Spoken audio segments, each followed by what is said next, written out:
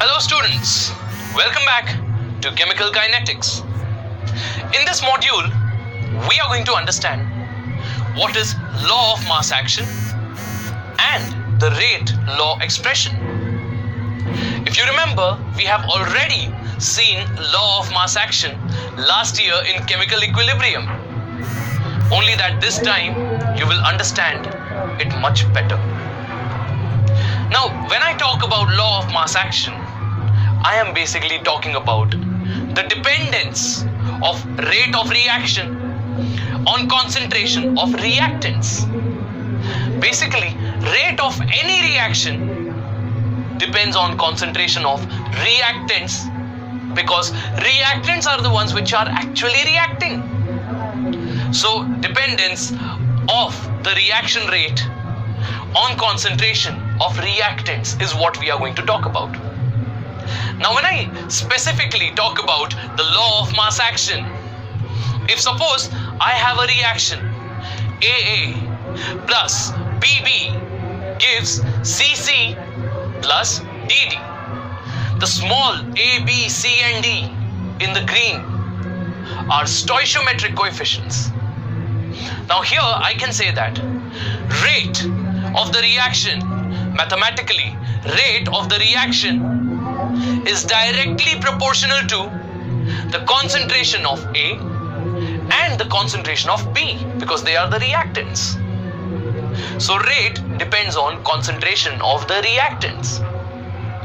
But if I were to make a mathematical statement out of it, I need their stoichiometric coefficients as well. You can see A and B. I basically take those A and B and I put them here as exponents of the concentration term. Now I can say that the rate is directly proportional to the concentration of A raised to its stoichiometric coefficient into concentration of B raised to its stoichiometric coefficient. If I take an example, say this is the reaction 2A plus 3B gives 2C plus 4D.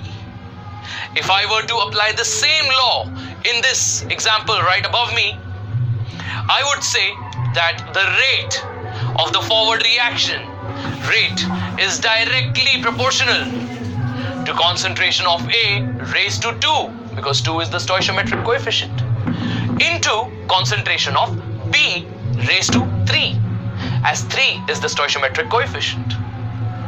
This leads us to the statement of law of mass action, which is the rate of any reaction is directly proportional to the product, the multiplication of the molar concentration of the reactants raised to their respective stoichiometric coefficients.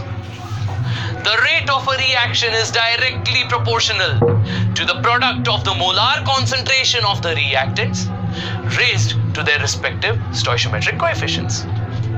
What you need to understand here is that this is a completely theoretical concept. And the whole reason behind it is that rate of any reaction depends on the experimental conditions.